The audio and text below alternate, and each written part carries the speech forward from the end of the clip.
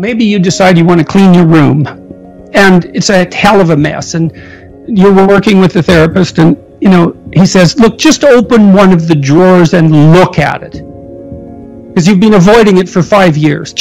That's all you have to do this week. Open it and look at it.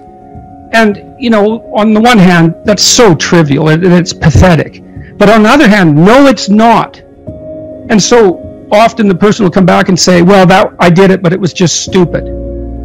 It's like, no, it wasn't. Your room isn't clean, but you opened the damn drawer, and now it's time to give yourself a pat on the back.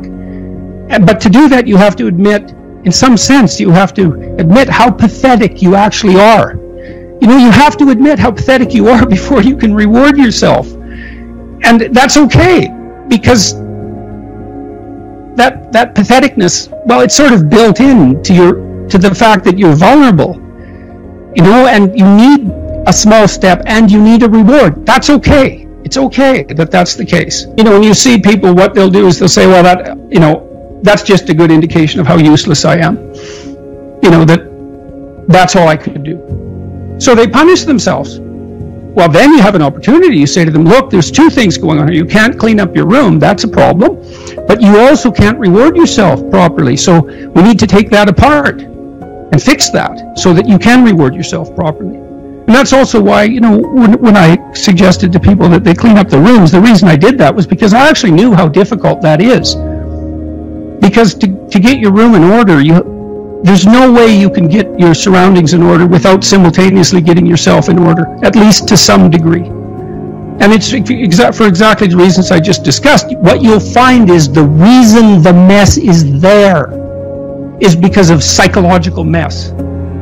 Assuming it's not, you didn't just move or something, you know what I mean. There might be obvious situational contributors, but generally speaking, is the mess, the external mess, is absolutely isomorphic with the individual mess. And so it's really powerful to order and beautify something in your immediate environs. It's unbelievably powerful to do that. You learn a tremendous amount. You also may find, for example, maybe your family's dysfunctional. And part of the reason that your room is such a bloody mess is because if you ever took any steps to address it, they would punish you. Because as soon as you start to clean up your room, then you cast a dim light on their mess. And so they see you taking a step forward, they're going to whack you because now you're an ideal that's judging them. So you deal with someone who is in a dysfunctional family and you ask them to do something positive to move forward, and then you watch the resistances that emerge, and you've got a picture of the pathology in the family, and that can help the person start to sort that through. Because maybe they can say it, like you have to do a lot of negotiating and thinking before this is a possibility, but maybe you say, well, look, you have to have a talk with your mom.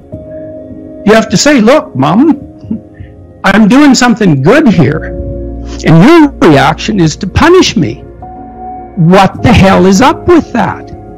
Now, that's a complicated conversation, and maybe you have to start with something even smaller than that, but you get the point.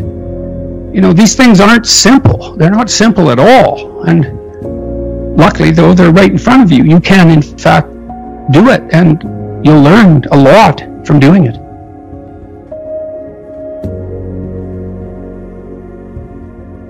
If you feel like you're built for more, if you want to grow, if you want to improve, if you want to become a better human, but you don't have people around you that also want to, you're scared that you're going to lose friends, you're scared that you're going to be alone as you start to go out on a journey of self-improvement. How can people find the courage to do that? Well, one thing they can do is contemplate the consequences of not doing it. You lose friends. Well, you're going to lose the friends who don't want the best for you. Those are the friends you want in 10 years? I mean, you lose friends. Well, maybe you gain new friends. Maybe you gain better friends. Or maybe, miracle of miracles, your friends pick up their mess too and move forward. Maybe not. And I'm not naively optimistic about such things. But you have to contemplate the price you pay for inaction. And this is something I did with my clients all the time. It's like, well, I don't want to change jobs. Well, no wonder. It's like, you have to go put yourself out to be interviewed. You have to send out 500 resumes. You have to be rejected 499 times. You have to polish your interview skills. You have to update your CV, which means you have to take a real look at the inadequacies in your preparation. And maybe you won't find a better job. It's like, no wonder you're afraid of that. Okay, you're in this job you hate, and it's 10 years from now. How does that look? Think about that. You already know you're in a little hell. You know perfectly well it's going to get worse. Which is more frightening? Action or inaction? Well, the thing about inaction is you're blind to it, eh? So you can hide from it. Well, that's chapter 3 again. Do not hide things in the fog. Do not make the assumption that inaction has no price. And so then you think, I'm terrified of this, but I'm even more terrified of that. And, you know, people have asked me, for example,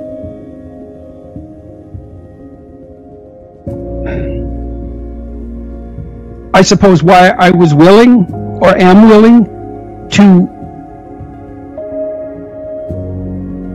engage in the troublesome process of objecting when I think something isn't going well. Because I'm more afraid of the consequences of inappropriate silence. It's not that I'm brave. It's that I'm more terrified of the alternative.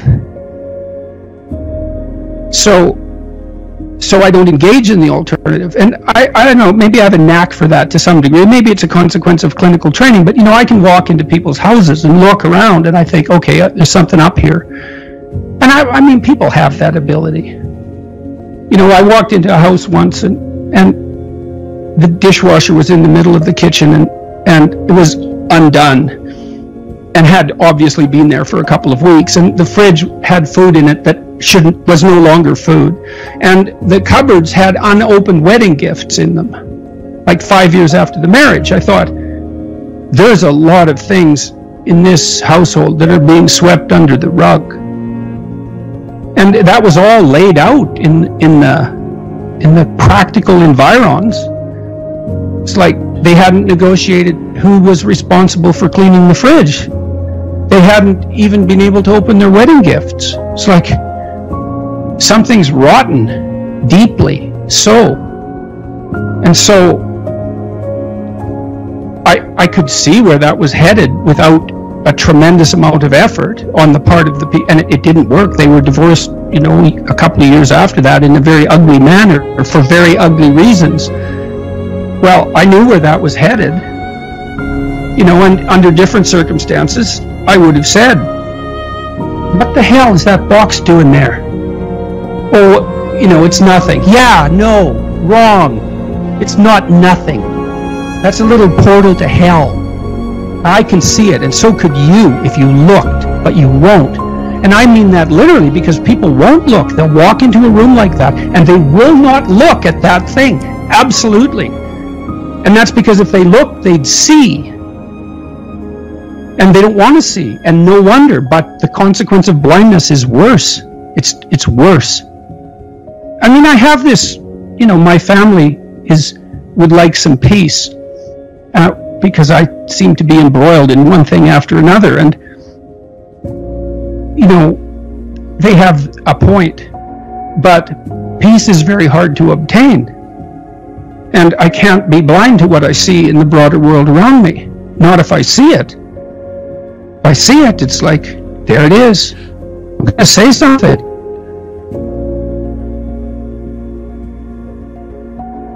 For better or worse, life is short. How can we add a sense of urgency to it?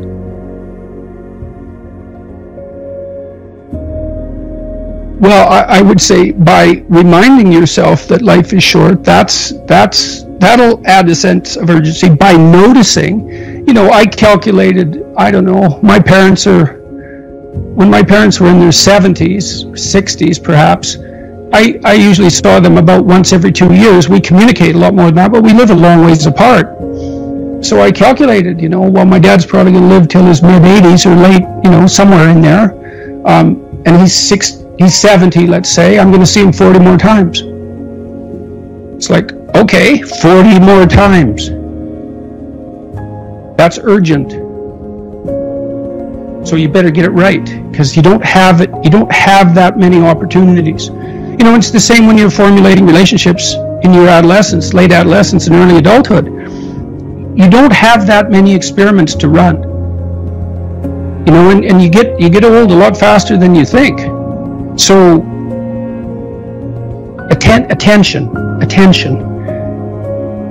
is an underrated faculty. It's not the same as thinking. It's watching, to see what's there in front of your eyes, and to guide yourself as a consequence of what you perceive. It's the faculty that transforms thought if you let it. So, and your conscience alerts you as well. Tick, tick, tick. You know, you're wasting time. And very few people are happy with that. Some are burdened by it more than others, but virtually no one escapes that voice of conscience. I suppose to some degree that's the willingness not to engage in self-deception. Chapter 3 in Beyond Order is about that. People don't really repress the things they don't want to face, they just fail to unpack them. You know, like maybe you're on YouTube regularly, and every time you shut the computer off, you feel somewhat disgusted. But you don't pay any attention to that for a while, for 2 years. But then you decide you're going to pay attention, and then you find out, well, the reason you're disgusted is because you're wasting your life and you know it. And that disgust is indicating that, but unless you attend to the disgust and unpack it, let it reveal itself as informative, you don't know what the message is. You just have a sense of disquiet. It's not easy to transform that sense of disquiet into an actionable plan. And often you have to talk to someone about it as well. You have to discover. So it's not like you're repressing the emotion exactly. It's that you don't undergo the difficult process necessary to unpack it.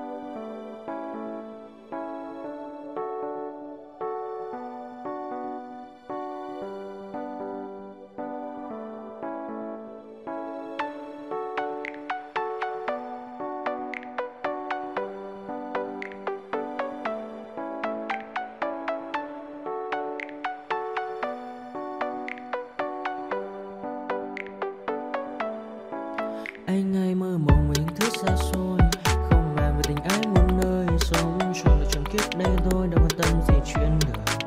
Thế mà lại ngâm tương tư, ông tầm bà mũi xa tơ, đêm nằm trộm nhớ mơ mơ về ai. Thì ra anh yêu rồi, từ ánh mắt nụ cười, từ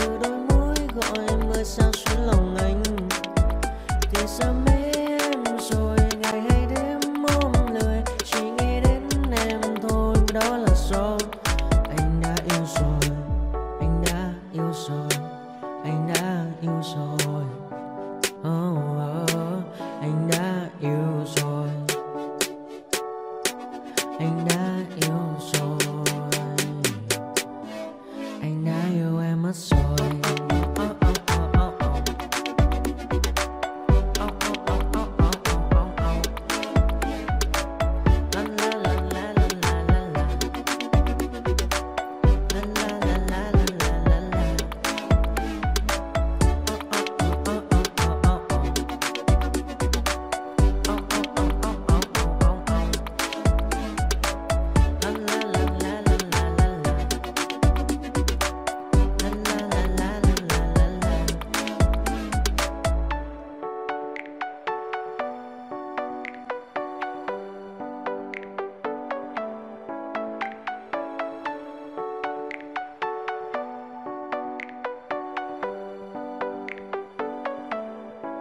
Anh hay mơ mộng mình thứ xa xôi, không màng về tình ái muôn nơi, sống cho là trọn kiếp đây thôi, đâu quan tâm gì chuyện đời.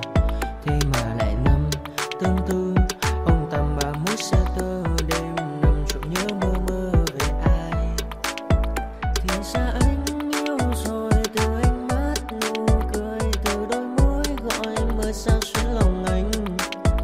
Thì ra mê em rồi, ngày hay đêm.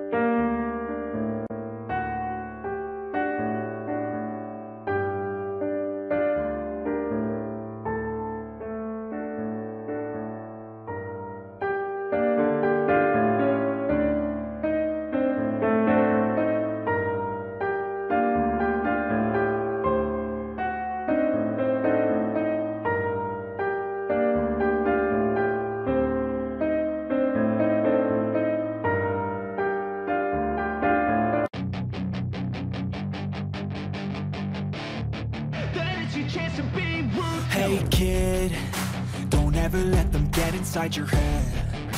They'll tell you what to do in life instead of everything you know that you could get. Don't let them guide your life towards regret. I'll fight for what I love with every breath. My past is filled with things I won't forget. I use them all to push me to my best. So treat the worst of times just like a test.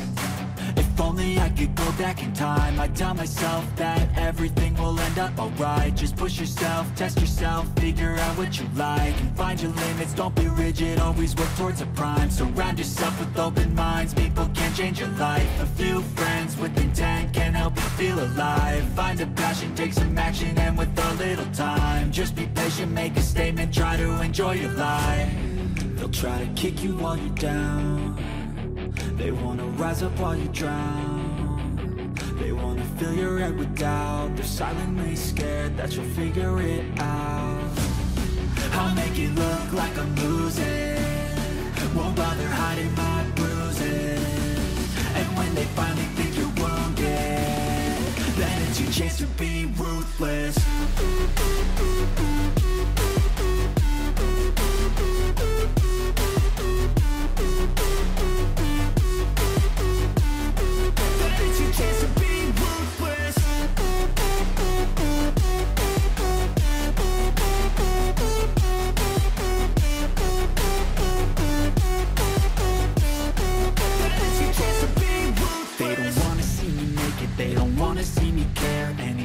Make some progress, I can see that they compare. I think everyone's against me, maybe something in the air. Am I paranoid? I swear a void is forming and they're scared. I walk a